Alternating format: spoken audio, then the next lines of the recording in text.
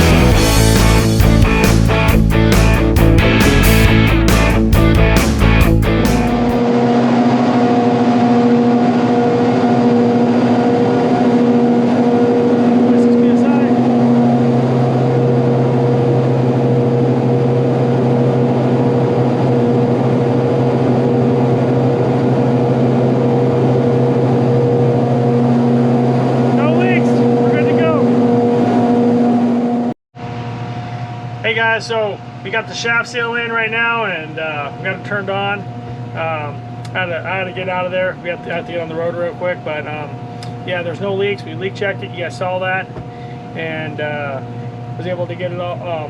We pulled the vacuum on it and opened up all the valves and started it up. So, chop and running. Customer's happy, and we are on our way to our next call.